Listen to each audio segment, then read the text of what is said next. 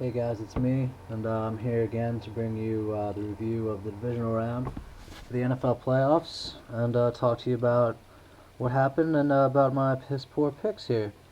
So here we go. First game that I reviewed was the Bears, Seahawks at the Bears. Bears ran away with this one in the first half.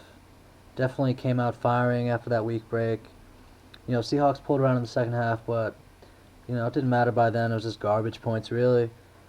And the Bears' defense played really strong. Bears' run game was outstanding. And the Bears' run stoppage was ridiculous. They held them to what, like 34 yards? That's pretty good. But Seahawks are a very young team. You know what I mean? They've got a lot of young talent. Got a very good coach in Pete Carroll, and he brings the college enthusiasm well into the NFL. And he's got his players believing down in Seattle. So they're going to have good years, like, in the years to come. I feel like they're going to have the NFC West along with the Rams. But just not their year this year, just too young, too much talent for the Bears on defense. Ridiculous. Jay Cutler played very well. I was thinking, he was shaky in the season. It's up and down, either or. But he came out and played one of his A games this week. Yeah, again, just too much power for the Bears, really. It's going to set up a good matchup next week with the Packers, and we'll get to that game a little later on. But hopefully the Seahawks tight end John Carlson's doing well. I love that guy. I'm a Notre Dame fan, so I've been following him for a few years, ever since he was down with the Irish. So when I saw him get hurt, it was kind of disappointing. But that's just the kind of day it was for the Seahawks. Things just didn't go right until the second half, and by then it was just didn't even matter. So, yeah, it was a good game overall, though. Very good, for one-sided. Second half, it got a little better. But that put me 0-1 for the weekend on my picks.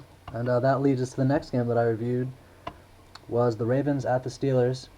And first half, I was feeling good. The Ravens did what I said they needed to do. They needed to come out strong, firing, run the ball, wear down that defense, and hold their offense and hold their run game, and they did that in the first half. I was dead on with what they needed to do with that.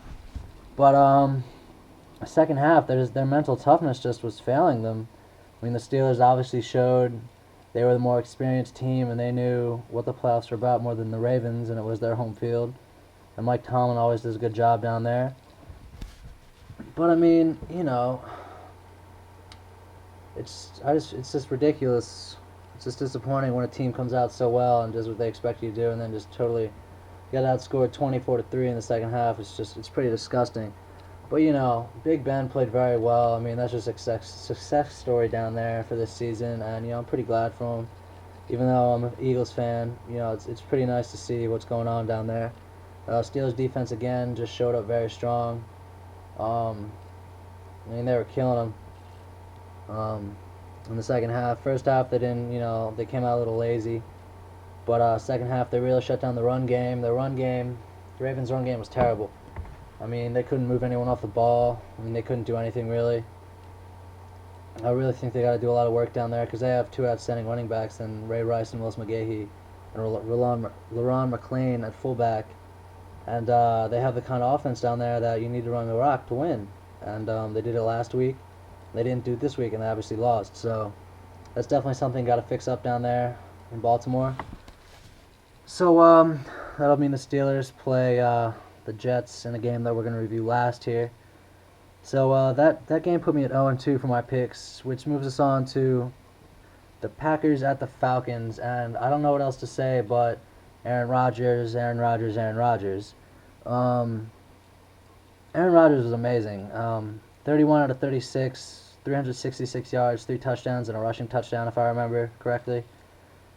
Great game to watch. I'm a believer in the Packers at the moment.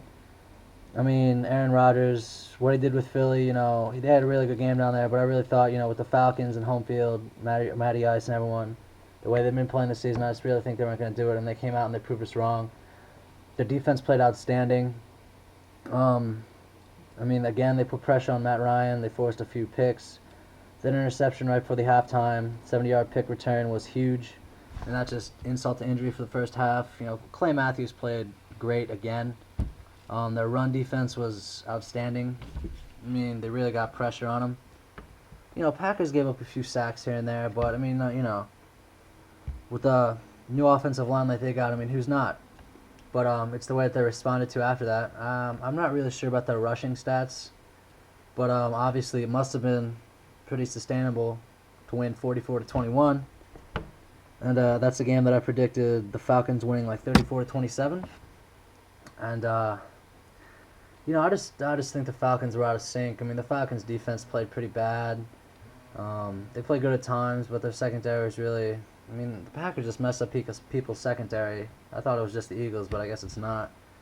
Falcons' offense just looked not ready. Their offensive line played well at times again, but just not what they needed to do.